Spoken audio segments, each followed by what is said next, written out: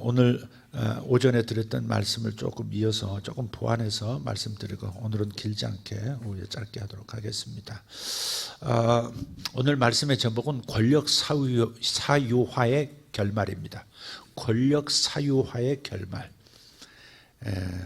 사도행전 13장 22절을 보면 하나님께서 다윗을 왕으로 세우시면서 증언하십니다. 이르시되 내가 이새의 아들 다윗을 만나니 내 마음에 맞는 사람이라 내 뜻을 다 이루리라 그랬어요. 열왕기서 역대서에 나오는 다윗 이야기입니다. 지금 그러니까 역대서는 특히 다윗에 대해서 아주 자세하게 적고 있어요. 그래서 이새의 아들 다윗을 만나니 내 마음에 맞는 사람이라 내 뜻을 다 이루리라 그러셨는데 하나님의 뜻을 이루는 사람으로 선택된 사람을 성경은 사명자라 그럽니다. 하나님의 그 계획을 이루기 위해서 선택된 사람을 사명자라 그래요. 사명자는 쉽게 죽지 않습니다. 쉽게 죽는 것이 아니라 죽지 않습니다. 하나님께서 정하신 시간이 아니면 절대 죽지 않습니다. 망하는 것 같아도 세워지고 낮아진 것 같아도 높여지고, 하나님께서는 당신의 사명, 당신이 맡기신 그 일을 위해서, 그 자신이 몰라도 하나님께서 맡기신 일을 위해서 절대 쉽게 사라지지 않도록 만들어주시는 거예요. 그래서 다윗은 뭐예요? 여자의 후손이신 예수를 출생시킬 여자의 계보, 여자이기 때문에 다윗은 사울이 그렇게 죽이려고 해도 죽지 않았다는 것을 아침에 말씀을 드렸습니다. 다윗은 여자, 다시 말해서 사명자입니다. 성경에 보면 하나님 보시기에 아름다운 아이인지라 그랬어요. 그런 것도 다 사명자를 표현하는 거예요. 얼굴이 잘생겨서 예뻐서 그런 게 아닙니다. 성경에 모세가 아름답게 생겼다, 요셉이 참 잘생겼다 그랬는데 그건 외모를 가리켜 말하는 게 아니에요. 그게 사명자란 뜻이에요. 사명자. 사명자를 그렇게 표현하는 거예요.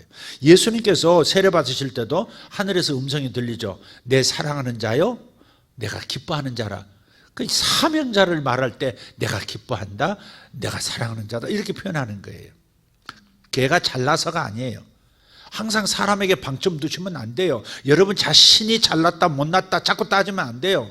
잘났든 못났든 하나님 앞에서는 내가 어떤 일에 부름받은 사람인가를 철저하게 깨닫고 거기에 순종하는 사람, 즉 사명의 사람으로 서 있는 사람, 그 사람이 사랑스러운 사람이고 그 사람이 하나님을 기쁘시게 하는 자고 그 사람이 하나님의 마음에 합한 자인 거예요. 그래서 여러분이 맡은 사명이 뭔지 사명 중심의 사람이 되셔야 돼요. 구원만 받고 끝나면 뭐합니까? 구원만 받고 그것도 감사한 일이지. 천국 들어가니까 밥만 계속 쳐잡수셔도 천당을 갑니다. 예수 믿고 구원받은 사람은. 이해되십니까? 그러나 마지막 때 그냥 마음대로 살다가 십자가에 달려가지고 꼼짝할 수 없을 때 내가 당신의 나라에 임하실 때 나를 기억해 주소서. 그때 주님께서 네가 오늘 나와 함께 낙원에 있으리라. 그 죽은 다음에 영혼이 천당 들어간다는 말 아닙니까? 구원받아서 그나마 감사한 일이지만, 그러나 그냥 상급은 전혀 없는 겨우 턱걸이 구원한 사람이잖아요. 그게 무슨 영광스러운 삶입니까? 그죠? 그러니까 우리가 예수 믿고 구원받았다 할지라도 천당에 갈 약속이 남아있어서 안심되고 감사한 일이지만, 그러나 자기가 이 땅에 살면서 어떤 일을 해야 되는 사람인지, 무엇에 충성해야 되는 사람인지, 교회 안에서는 어떤 사명을 감당해야 될 사람인지 각자 하나님 앞에 기도하면서 사명받아서 사명을 따라 사는 사람이라야 상급이 있고 내 기뻐하는 자고 내 마음에 합한 자고 내 뜻을 다 이룰 자라고 그렇게 칭찬을 받는 겁니다. 내 뜻을 이룰 자라는 사람, 내 뜻을 이루는 사람, 하나님의 뜻을 가지고 사는 사람, 그 사람이 사명자고 그 사람이 하나님의 마음에 합한 자인 겁니다. 그 사람이 성격이 좋아서 마음에 합한 자라고 그러신 게 아니에요. 다윗이 잘생겨서 그런 거 아니고 다윗이 용감해서 그런 게 아니에요. 하나님의 뜻을, 다윗만이 이룰 수 있는 하나님의 맡기신 뜻을 이룰 것이기 때문에 내 마음에 합한 자라 그런 거란 말이에요. 그러니까 우리가 어떤 배경을 가졌던 어떤 수준의 사람이든 세상의 기준에서 어떤 상황의 사람이든 간에 하나님 앞에서 내가 어떤 사명을 가지고 교회 안에서 어떤 사명을 가지고 살아가는 사람인가를 깨닫고 그 사명 따라 순종해서 가는 사람이면 하나님의 마음을 기쁘게 하고 하나님의 마음에 합한 자가 되는 거예요. 사명자로 사시기를 축복합니다. 그래서 다윗은요, 왕이 해서는 안 될 4가지가 있는데 그걸 철저히 생명보다 귀하게 지킵니다. 생명보다 귀하게 하나님의 그 명령을 지켜요. 자, 한번 찾아보죠. 첫째는 모세를 통해서 신명기 17장에 하나님께서 말씀하셨어요. 절대 왕이 세워질 때 왕이 해서는 안 될 것 4가지를 말씀하세요. 첫째, 타국인을 왕으로 세우지 말라 그랬어요. 타국인을 왕으로 세우지 말라. 그러니까 왕실을 통해 다윗 왕가를 통해서 메시아가 태어날 거니까 절대 혈통을 섞지 말라 이 말이에요. 외국인이 왕이 되게 하지 말라는 겁니다. 우리나라도 다문화 민족, 다문화 가족 뭐 이런 이벤트들이 참 많던데 조심해야 됩니다. 이거. 중국은 아주 의도적으로 다른 나라로 많이 이주하게 만들어서 땅도 사고 집도 사고 막 부동산 붐 일으키고 막 거기에 막 오랫동안 거주하고 때로 막 몰려들어 가지고 결국 거기서 나중에는 영주권 갖고 거기서 투표권도 갖고 그래서 그 나라를 중국화시키는 것이 목표입니다. 중국의 대전략입니다. 이건 주변 국가를 향한 중국의 대전략, 큰 전략은 바로 이 물량공세 인해전술을 통해서 그 나라를 중국화시키는 겁니다. 이게 중국 공산당의 계획인 겁니다. 그러니까 우리가 무조건 외국인을 하나님께서 이 민족을요 특별히 이 나라를 특별하게 주님 받으셨다고 했잖아요. 처음부터 하나님의 사람을 세워서 이 나라를 하나님께서 쓰실 나라로 이 마지막 때 제사장 나라로 쓰시려고 하나님 부르셨다고 말씀을 드렸잖아요. 근데 거기다가 자꾸 섞으면 안 되거든요. 그럼 우리나라는 미국하고 달라요. 우리나라는 뉴질랜드나 호주나 막 다 섞여가지고 이게 놀노란 건지 새까만 건지 하얀 건지 구분이 안 되는 막 아주 그냥 짱깨로 말하면 그 잡탕밥들이 비슷하게 이렇게 되는 거 이거 아닐 수 있습니다, 여러분. 괜히 단일민족 우리도 많이 섞였습니다만은 그래도 우리는 혈통을 유지하는 마음을 주셨어요. 그래서 사명 때문에 그래요. 사명 때문에. 그래서 타국인을 세우지 말라. 그 혈통을 섞지 말라는. 왜? 이 왕 계보에서 메시아가 태어날 거기 때문에 섞지 말라고 말씀하시는 거예요. 예, 여자의 계보를 이어가도록 하는 겁니다. 신명기 17장 15절을 찾으세요. 신명기 17장 15절. 그리고 덮지 말고 펴놓으세요. 자, 신명기 17장 15절 시작. 반드시 내 하나님 여호와께서 택하신 자를 내 위에 왕으로 세울 것이며 내 위에 왕을 세우려면 내 형제 중에서 한 사람을 할 것이요 내 형제 아닌 타국인을 내 위에 세우지 말 것이며 그랬어요. 그래서 모세를 통해서 율법으로 아주 법으로 이렇게 율법은 이스라엘의 헌법입니다. 헌법.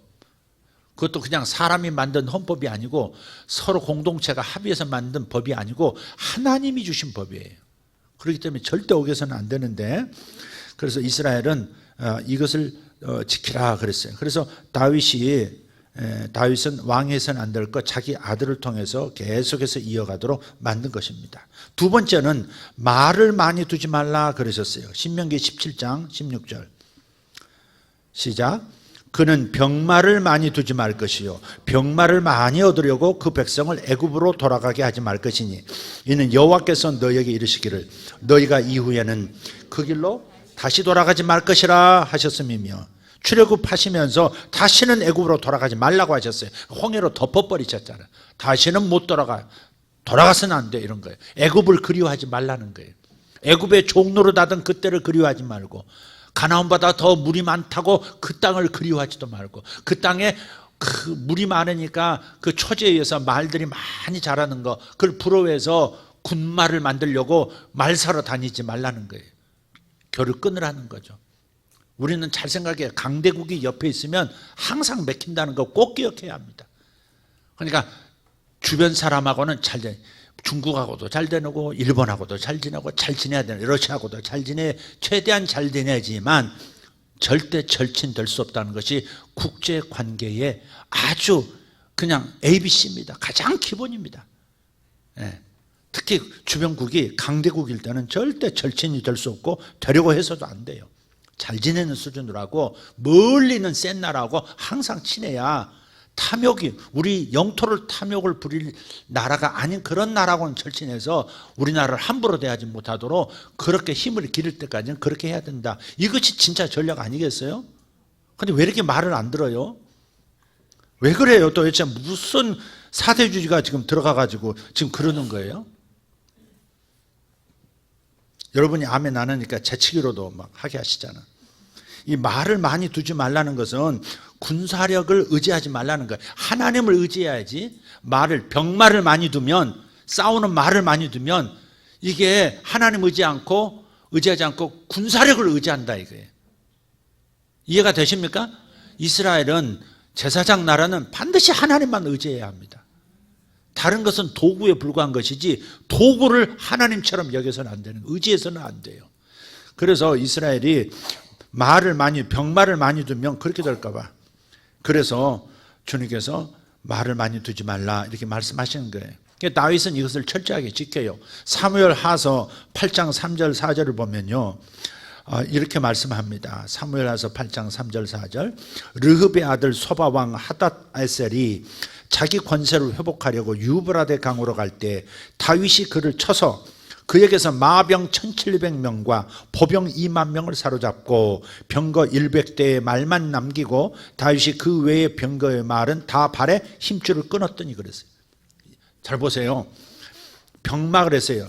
이 말트 기마병이 1700명인데 1700명을 사로잡았어요. 포로로. 보병은 2만 명을 포로로 사로잡았어요. 도합 몇 명?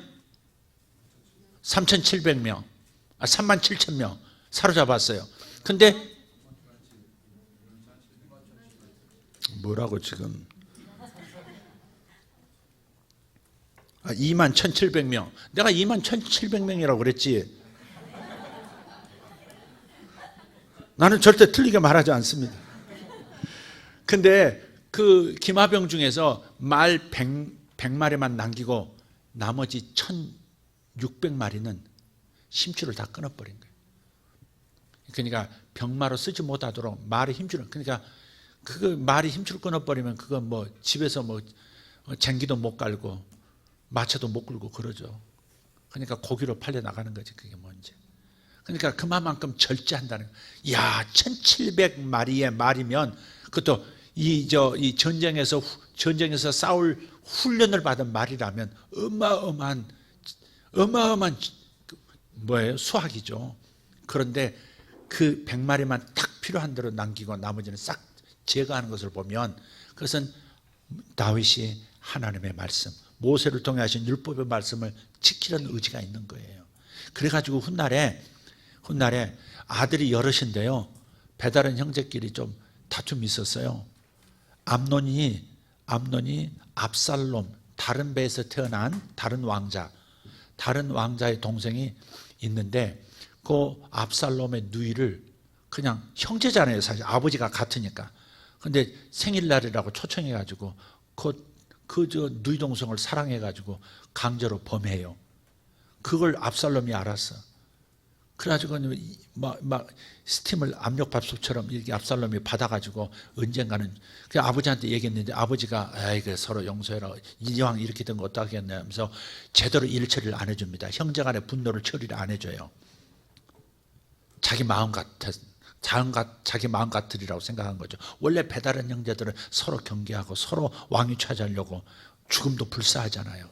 근데 그 어릴 때 그 문제를 해결을 안 해주니까 압살롬이 나중에 분을 품고 있다가 나중에 어떻게 해요? 암논을 죽여버리잖아요. 암논을 죽이고 같이, 암논만 초청하면 안 오니까 모든 왕자를 다 생일이라고 초청을 해요. 초청해서 암논을 그 자리에서 죽입니다.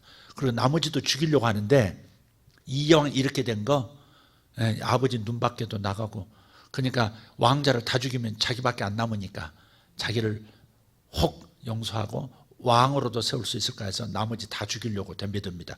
근데 다른 왕자들이 암논 죽는 것을 보고요, 그 자리에서 튀어서 도망하는데 전부 노새 타고, 다 자기 자가용 타고 도망하는데 전부 그게 말이 아니고 노새를 타고 도망했다고 나와요.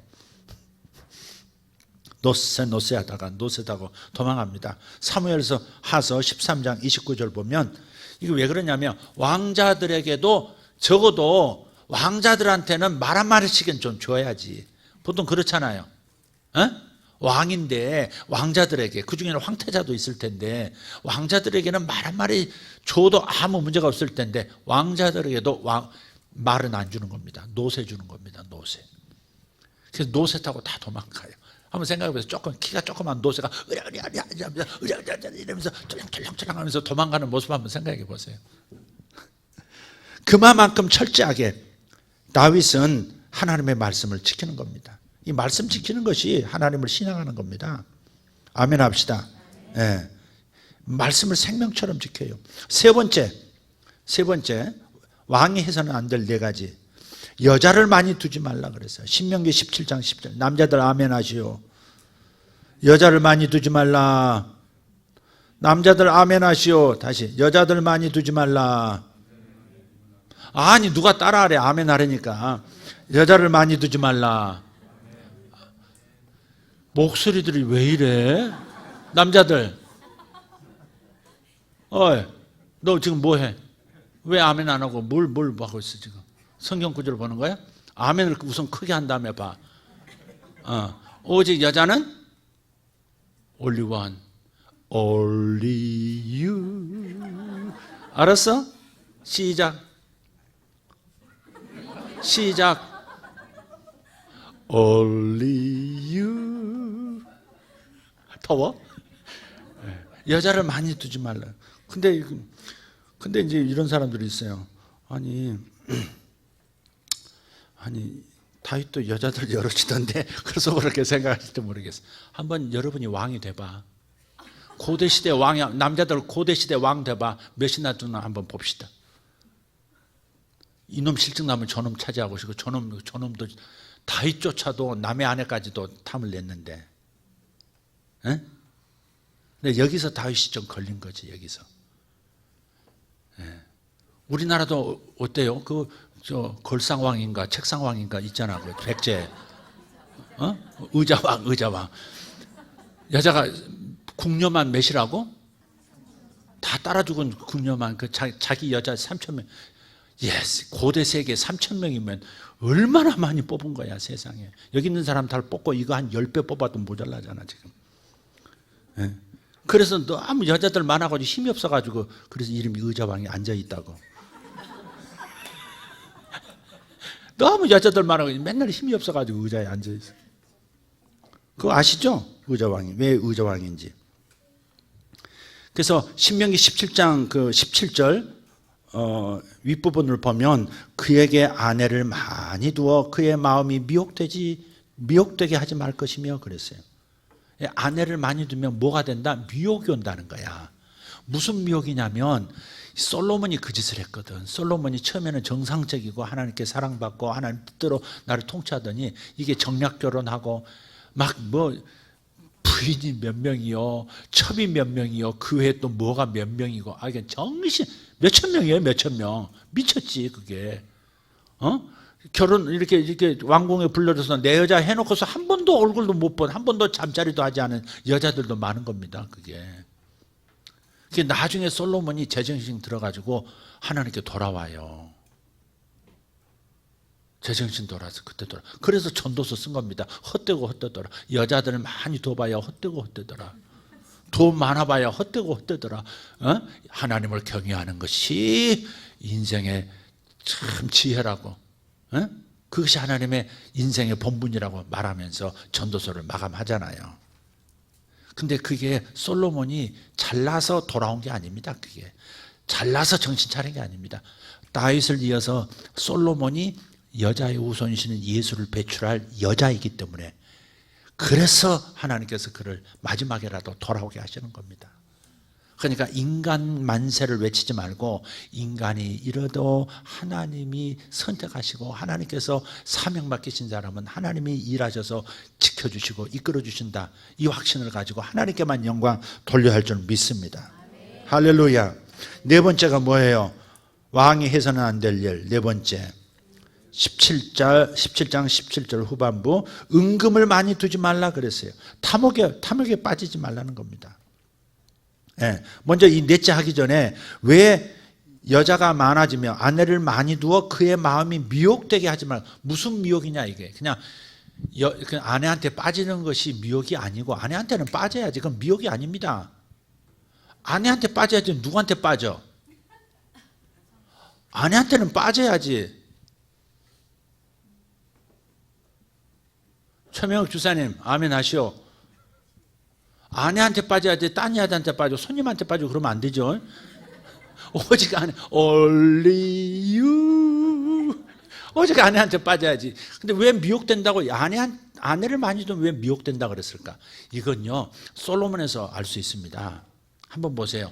여자가 시집 오면 그냥 오지 않습니다. 우상단지 고대에는 꼭 자기 신을 가지고 와요. 여러분 조막딱만한 뭐 이렇게 나무로 쪼각한 것이 자기 신이라고 항상 모셔놓고 절하고 분양하고 거기다 음식 놓고 막 그러잖아요. 그러니까 여자가 들어오면 그 여자가 섬기던 신, 그 집안의 신들도 이스라엘로 들어오는 거란 말이에요. 그래가지고 솔로몬 때 어떻게 했어요? 이쁜 것이 와가지고 전하 제가 요즘 마음이 어렵습니다. 제가 모시는 신이라도 내가 절하지 않으면 제가 괴로워서 이 밤을 못 견딜 것 같습니다. 막 알았다. 그래서 그 앞에다 예루살렘 성전 건너편 그 감람산 쪽에다가 신전 하나 세워주고 또 그 다음에 다른 애가 와가지고 전하 저는 사람이 아니옵니까? 이러면서 와가지고 그래 아마 너도 하나 세우지 마 해가지고 그 예루살렘 성전 건너편 산이요 온갖 우상의 신전으로 가득할 때가 솔로몬 시대였습니다. 그래서 여자가 들어오면 여자만 들어오는 게 아니라 그가 섬기는 신도 들어오고 그러니까 여자를 경험하잖아요. 여자를 몸으로 경험하고 하나가 되면 그 여자의 영도 오는 겁니다. 그 남자의 영도 오는 거예요. 그게. 그러니까 영적으로 얼마나 순결하고 하나님만을 섬기는 사람이냐 이게 참 중요한 거거든요. 우상을 섬기는 사람에게는 그 불교면 불교의 영이 들어가 있고 무당이면 무당의 영이 들어가 있고 막 이러거든요. 그게. 그러니까 단지 그 사람과 만나고 그 사람의 영혼과 하나만 되는 게 아니라 그 사람이 섬기고 이렇게 따라붙은 악한 영도 같이 받아들이는 경우가 있단 말이에요. 그러니까 우리가 사람을 사귀고 뭐 하는 것도 잘 사귀어야 되는 것이고 기도 많이 하고 청결하게 한 다음에 결혼해야 되고 그래야 할 이유가 바로 거기 있는 거예요. 그게. 그 신을 이기려면 또 다 투정을 해야 되잖아요. 남자도 여자도 서로 투정해야 되고 영적으로 막 승리하고 떠나지 않으면 귀신 쫓아내야 되니까 그러고 말이죠. 자식들은 또 3, 4대까지 특히 강한 우상 숭배의 영은요 3, 4대까지 역사하려고 하기 때문에 계속 그냥 다음 때도 영적 전투해야 되죠. 그 다음 때도 영적 전쟁해야 되죠. 계속 하나님께 배나 힘든 거예요. 그게. 그런데 여자가 좋다고 이 여자 저 여자 막 그러면 그냥 온갖 귀신 다 받아들이는 것이 될 수도 있다는 것입니다. 네 번째는 은금을 많이 두지 말라, 탐욕에 빠지지 말라 말씀하셨어요. 거기 보면 자기를 위하여 은금을 많이 쌓지 말라 그랬어요. 자기를 위하여 은금을 많이 쌓지 말라. 다윗은 전쟁에서 은금을 많이 취했어요. 아까 전쟁에서 마병 1700을 사로잡고 보병 2만 명을 사로잡았으면 그들이 가지고 있는 소유하고 있는 물질만 해도 어마어마할 수 있습니다. 전쟁 물자를 다 취하는 거 아닙니까? 그럼 거기 금도 있고 은도 있고 많은 거예요. 거기에. 네. 그래서 다윗은 그 수많은 전쟁을 통해서 영토를 확보하면서 어마어마한 부자가 됐습니다. 사실. 그래서 역대상 22장 14절을 보면요. 이것을 현대로 환원을 하면요. 금 몇 달란트 뭐 이런 거 다 있는데 그게요. 1톤 트럭으로 금은 약 3,000대 이상. 금이 1톤 트럭으로 3,000대 이상이에요. 그러면 은은 거기에 공 하나 더 붙이면 되는 거예요. 3만 대 이상. 그만큼을 성전 지을 때, 그 솔로몬 성전 있잖아요. 성전 짓기 위해서 다 하나님께 바칩니다. 그러니까 다윗은 전쟁을 통해서 많은 부를, 많은 공물을 받았지만 그걸 사유화하지 않고 어떻게 했어요? 하나님의 성전 짓는데 다 바친 겁니다. 나중에 보면 29장 3절에 가서, 역대상 29장 3절에 가서 보면 사유한 자산도 다 드리나이다 그랬어요. 그러니까 자기 개인적으로 유산으로 받은 거라든지 개인적으로 원래 가지고 있던 돈까지도 전부 하나님 앞에 성전 짓는 데 다 바칩니다. 그리고 나서 14절에 뭐라 그러냐면 주의 손으로 받은 것으로 드렸을 뿐입니다 이렇게 고백합니다. 내가 이렇게 드렸나이다 그러지 않고 주님의 손에서 제가 받은 것, 주님의 손에서 받은 것으로 드렸을 뿐입니다 라고 가장 납작 엎드려서 겸손하게 다 하나님의 공으로 하나님께 영광을 돌리는 겁니다. 우리가 이런 자세로 살 수 있으면 탐욕에 사로잡히지 않습니다. 여러분, 탐욕에 사로잡히지 않는 방법은 하나님께 드리는 방법 외에는 없습니다. 탐욕에 사로잡히지 않으려면 탐욕은 어쩔 수 없어요. 여러분, 저나 여러분이나 모두 탐욕에 빠질 수밖에 없는 존재입니다. 죄가 이 땅에서 사라지지 않았기 때문에 우리는 계속 벌어도 더 벌고 싶고 더 벌고 싶고 더 많이 갖고 싶고 항상 배고프고 항상 더 할 수밖에 없는 존재. 그러나 이 모든 탐욕의 영에 사로잡히지 않는 방법은 탐욕의 영이 사로잡지 못하도록 드리는 훈련을 해버리면 되는 겁니다. 다윗은 그것을 해낸 거잖아요. 그리고 아들한테도 뭐라는 줄 아세요? 솔로몬아, 내가 이렇게 다 드렸지만 너도 더하여야 할 것이니라 그러면서 유언을 합니다. 너도 더하여야 할 것이니라. 그러니까 하나님께서 더 부어주시는 거예요. 솔로몬 때 얼마나 금이 많았는지 말이죠. 금 가지고요 뭘 한 줄 아십니까? 큰 방패 작은 방패 만들어요. 사람 키만한 방패도 만들고. 아니 금으로 방패 만들어봐야 금이 강한 금속도 아니고 칼로 한번 탁 내리치면 쫙 쪼개지는 게 금입니다. 그게 그 금으로 뭐 반짝반짝 해가지고 이렇게 눈부시게 만들어서 저걸 무찌르는 전략을 쓰려고 금방패 만들었을까? 폼 잡는 거지 그거. 그러니까 별짓을 다 한 거예요. 금이 넘쳐나고 은을 너무 하찮은 풀처럼 봤다 그랬어요. 그 정도로 넘쳐나는 복을 받으니까 나중에는 그거 가지고 별걸 다 한 거예요. 그래도 다윗은 성전을 지어야 한다는 목표가 있었고 솔로몬이 그것을 이루었어요. 그러나 그 이후에 하나님 더 복을 주시니까 그 다음 목표가 없는 거예요. 솔로몬이 돈 많은 놈들이 더 이상 자신에게 쾌락을 줄 만한 것이 없으니까 그냥 계속 여자하고 마약하고 계속해서 딴짓하고 그러다가 그냥 인생이 끝나버리는 거예요. 그게 마약을 보통 서민들이 지금 우리나라 합니까? 얼마나 할까요? 되게 마약을 정기적으로 막 공급받고 막 마약 맞고 막 서로 막 그러는 사람들은 되게 재벌가의 애들이고 막 대부분 그렇잖아요. 그래서 이런 것을 이길 수 있는 방법은, 그래서 다윗이 그걸 안 거예요. 탐욕에서 벗어나는 방법은 하나님께 드리는 방법밖에 없다. 자신을 위해서 쓰지 않고 누군가를 위해서 사용하는 방법밖에 없다. 그래서 자꾸 하는 거예요. 여러분도 여러분이 더 복을 받고 그러면서도 탐욕의 영에 귀신에게 사로잡히지 않으려면 드리는 법을 끊임없이 훈련해야 된다 이 말이에요. 여러분 그렇게 하셔야 합니다. 계속해서 자신을 위해서만 계속 자기를 치장하고 자기를 위해서만 그렇게 쓰지 말고 하나님을 위하여 또 다른 사람을 위하여 쓰는 이 훈련을 계속 하셔야 합니다. 아멘 합시다. 신명기 17장 18절 19절 한번 읽겠습니다. 아까 읽었던 네 가지 왕으로서 하지 말아야 할 일을 말씀하고 이렇게 말해요.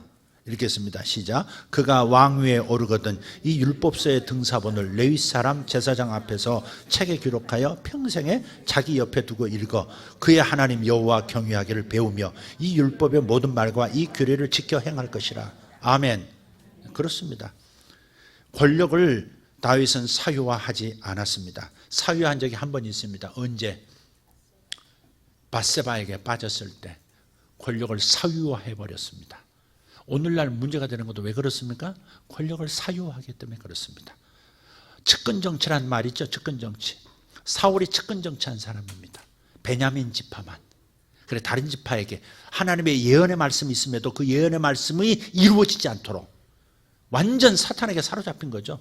하나님의 예언의 말씀이 이루어지지 않도록 고집을 피우면서 자기 측근으로만 왕실을 가득 채우고 전국의 중요한 자리는 전부 베냐민 지파로 차지해서 아무도 넘어오지 못하도록 만들어버리는 측근 정치. 그러니까 측근 정치라는 것도 결국 측근을 쓸 수밖에 없는 건데 이런 겁니다. 하나는 기능적인 측근이 있고요. 하나는 권력형 측근이 있는 겁니다. 기능적으로는 측근이 있어야 되죠. 함께 상의할 측근이 있어야 되는 거죠. 측근을 쓰는 거 맞습니다. 예. 마음을 아는 사람, 생각을 아는 사람, 사상이 같은 사람, 자목을 쓰는 거 맞습니다. 그러나 권력형 측근은 다릅니다. 구조를 따라서 예를 들어서 장관이면 장관을 제대로 장관 노릇하도록 대통령이 만들어주고 청와대에서 그렇게 만들어줘야 되는 것이지, 전부 장관은 세워놓고 전부 지들끼리 다 해서 장관 이렇게 발표하시오, 장관 이렇게 하시오, 장관 까불지 마시오, 교체 선수 교체하겠습니다, 이런 식으로 나가면 안 된다 이 말이에요. 네. 그것이 권력의 사유합니다. 그래서 자기들끼리 직급하고 상관없이, 직급하고 상관없이 저 아래 행정관이 그 위에 수석보다 더 높고, 알고 보니까 저 아래 그 행정관 이름도 없는 사람인 줄 알았는데 나중에 보니까 그 사람이 진짜 실세고 그 사람이 중요한 자리를 배치하고 앉았고, 이런 상황이 돼버리면 이건 권력형 측근 정치하는 겁니다. 이렇게 기능적으로 각각의 맡겨진 직책에 따라서 기능을 다하도록 만들어줘야 그게 제대로 된 국가지, 제대로 된 국가 운영이지. 소수의 자기 사람들만 딱 해서 다 위치가 어떻든 간에 그 사람들이 모든 것을 결정하고, 이것은 아니다. 그것은 지난 정권에서도 그랬고 지금도 그것이 드러나고 있지 않냐 이 말이죠. 권력의 사유화는 이렇게 결국은 자신도 망하고 나라도 망하게 만드는 것입니다. 백성은 개고생하게 만드는 것이고 갈갈이 찢어 놓는 것입니다. 이게 아주 조심해야 됩니다. 그래서 이 말씀이 어떻게 리더는 그걸 적용을 해야 될까, 대통령은 어떻게 적용해야 될까 한번 생각해 봐야 되는 것이죠. 타국인을 세우지 말라, 군사력을 의지하지 말라, 말을 많이 두지 말라, 여자를 많이 두지 말라, 그리고 은금을 많이, 자기를 위하여 은금을 쌓지 말라. 이 말이 무엇인지를 잘 이해하고 적용해야 하는 것이죠. 결국은 한번 보세요. 다윗 다음에 여자로 솔로몬이 세워졌고, 솔로몬 다음에 여자로서 누가요? 르호보암이 세워졌잖아요. 르호보암 때 그 밑에 있던 다른 지파, 에브라임 지파의 여로보암이 얘기합니다. 당신 아버지 솔로몬 때 너무 세금을 많이 걷어가지고 그냥 금 가지고 방패 만들고 성목패 만들고 또 뭐 짓고 그러느라고 우리가 그냥 쇠가 빠지게 고생하지만 허리가 지금 끊어질 지경이니 이제 조금은 우리도 먹고 살 수 있도록 조금 국가에서 너무 세금 지나치게 걷는 거 조금 감면해 주십시오, 이렇게 얘기해요. 그런데 르호보암이 뭐라는 줄 아십니까? 젊은 신하가 있고 늙은 신하들, 아버지도 섬겼던 신하들이 있는데 아버지 신하들이 맞습니다. 아버지 선왕께서 이렇게 하셔서 백성들이 좀 힘들었습니다. 그러니까 조금은 좀 유연하게 가십시오, 이렇게 충고를 해줘요.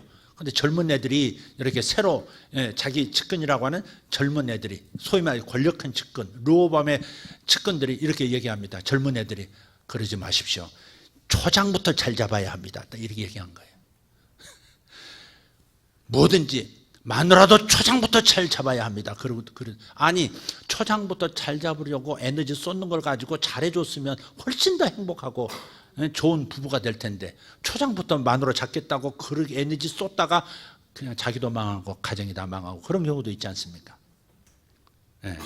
그러니까 지금 르호보암이 젊은 애들 말 듣고요, 아버지는 그렇게 할지라도 초장에 잘 잡아야 되니까 좀 더 세게 나가십시오. 르호보암이 여로보암에게 얘기합니다. 여로보암, 아버지보다 내 허리가 더 굵어.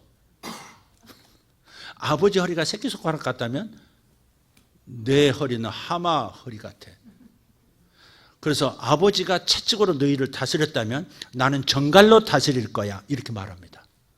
그러니까 세금도 더 걷고 더 빡세게 밀어붙이겠다는 거죠. 그래가지고 여로보암, 에이 자식아, 이 새끼야, 네 혼자 다 해먹어라. 네 집안하고 네 집안에 우리가 충성할 이유가 뭐냐고 떠나버렸어요.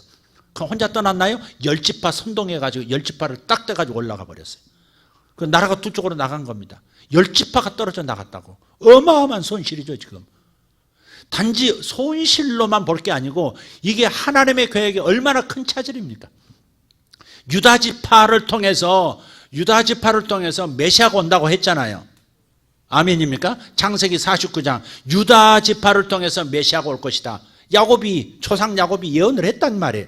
그러면 다른 지파들도 유다 지파를 어쩌든지 메시아가 올 수 있는 가문이 되도록 옆에서 정치 잘하고 소신껏 할 수 있도록 밀어주고 박수 쳐주고 계속 해줘야 될 텐데, 이 시기한 네 집안하고 내 집안하고 무슨 상관이냐 그러고서는 네 마음대로 해봐 그래서 떠나버렸단 말이에요. 르호보암이 잘한 것도 아무것도 없지만, 르호보암이 그렇게 말하고 그렇게 대우한 것은 정말 금방 뜬 것이지만, 마음에 안 드는 일이지만, 그러나 그렇다고 해서 유다 지파를 섬기고 유다 지파에서 메시아가 오도록, 여자의 후손이 오도록 받들어주고 밀어주는 역할을 저버리고 사명에서 떠나버리는 열 지파는, 그래서 북이스라엘 왕국은 그렇게 쿠데타가 많고 툭하면 사람이 죽어 넘어지고 결국은 비참하게 흩어지고 혼혈 민족이 되어버리고 망해버리지 않습니까? 그러니까 사명이 중요한 거예요. 저 사람이 마음에 안 든다고 사명을 저버릴 일은 아니다 이 말이에요. 내가 기분 나쁘다고 내 사명의 자리를 떠나는 것도 아니다 이 말이에요. 이해가 되십니까? 내 감정 상한다고 내가 박수 못 받았다고, 내가 인정 못 받았다고, 내가 대우 못 받는다고 그냥 에이씨 하고 엎어버릴 일이 아니다 이 말이에요. 자기 인생을 놓고 자기 자손의 운명을 놓고 그런 모험은 하는 거 아니에요. 사명을 따라가 사는 삶이 되어야 할 줄 믿습니다. 예수도 다 잊어버리고 하나님도 희미해져가면서 돈 벌어보겠다고 일에서 일로 뛰어다니고 그러면 안 됩니다. 일에서 일로 뛰어다니는 게 아니에요. 전번에 말씀을 드렸지만 이스라엘 사람들이 출애굽하고 날 광야에서 40년 보낸 다음에 가나안 땅 들어갈 때요, 여호수아에 의해서 요단강을 건넙니다. 요단강 건너가지고 하나님께서 길갈이라는 장소에 진을 치라 하시고요, 그 정복전쟁이 끝날 때까지 여호수아서 14장에 저 실로라고 하는 곳에 성막을 세우기 전까지는 길갈에서 본부를 삼습니다. 그래서 여리고성 정복한 다음에는 여리고성에서 그 다음 아이성을 정복하고 아이성에서 다른 성을 정복하고 이런 게 아니라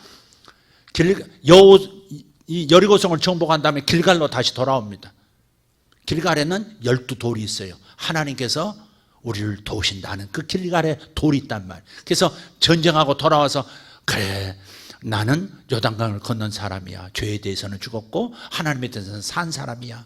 하나님이 명하시면 무엇이든 순종해야 돼. 그 12돌을 보면서 자꾸 생각한다 이 말이죠.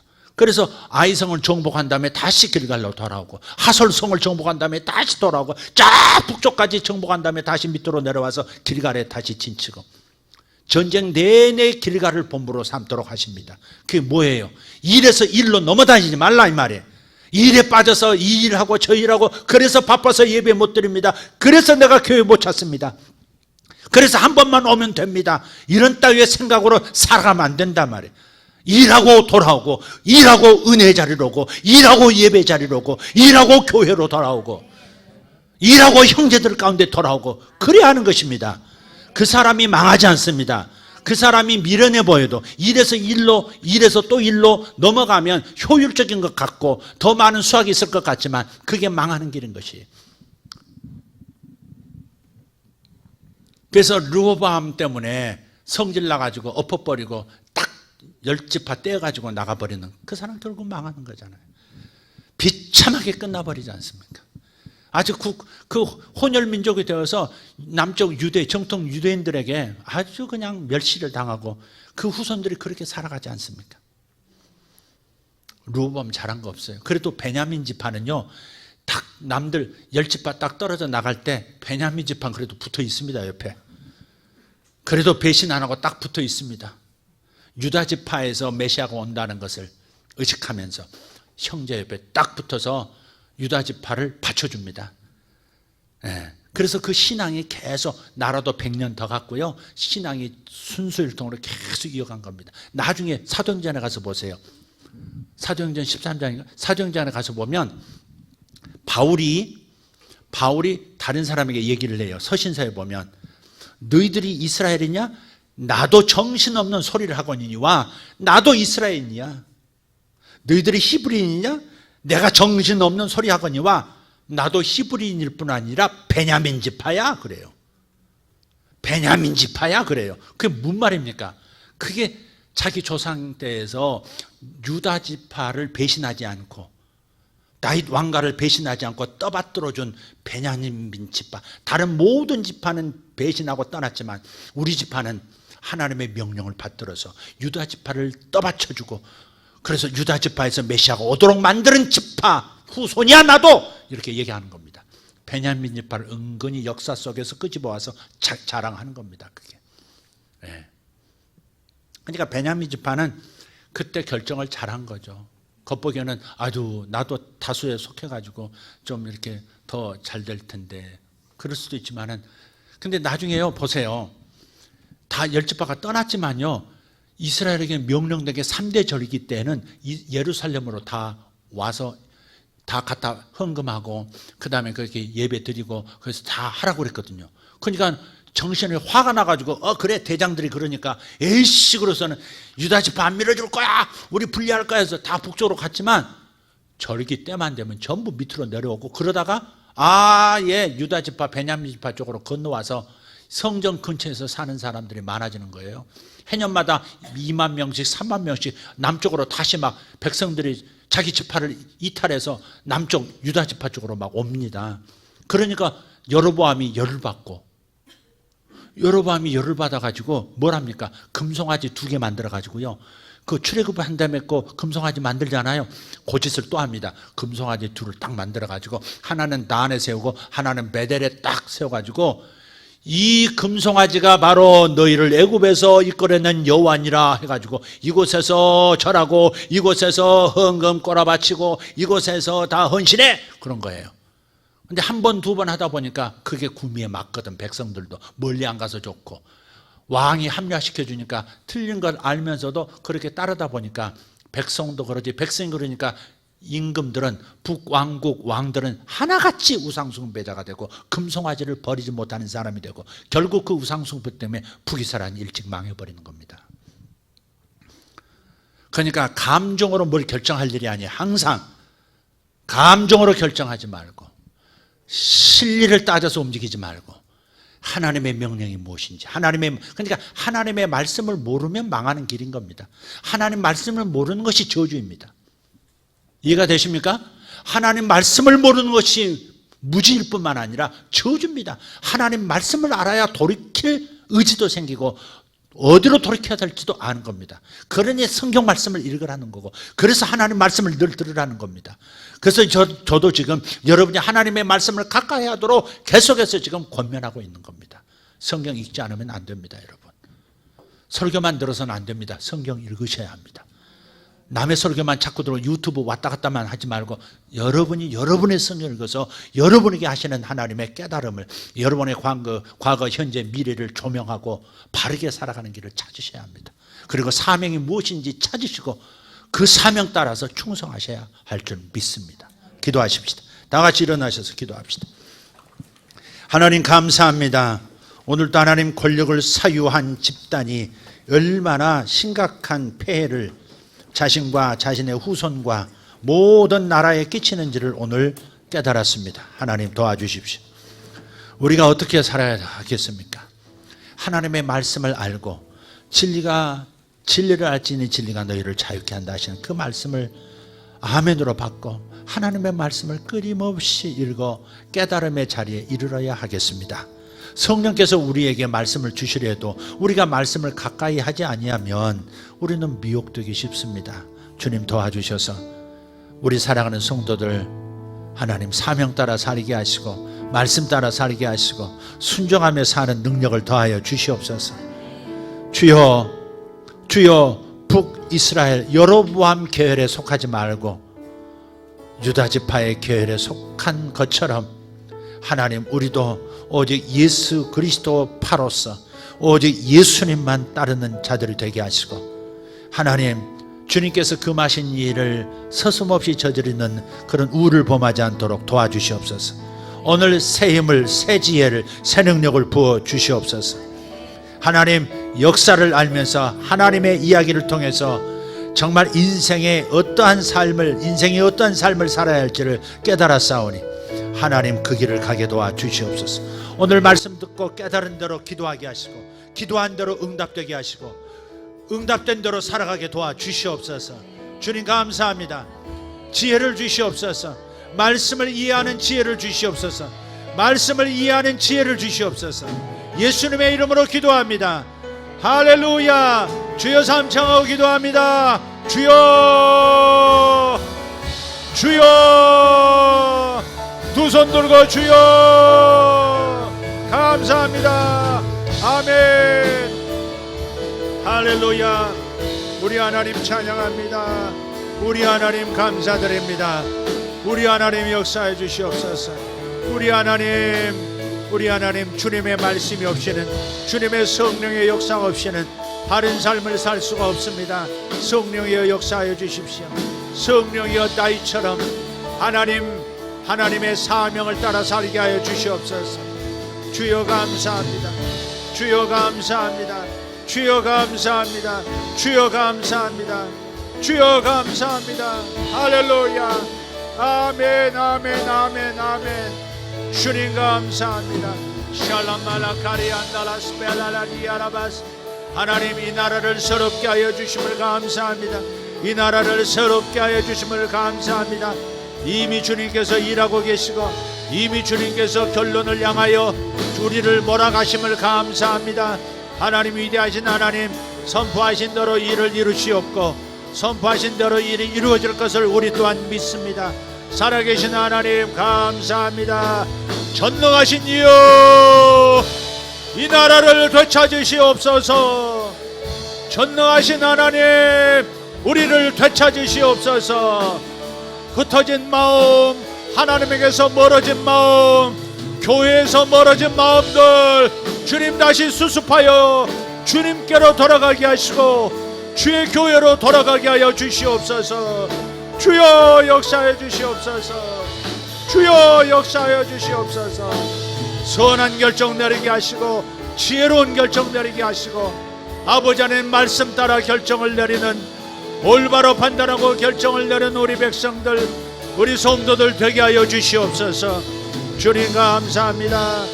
주여 감사합니다. 주여 감사합니다.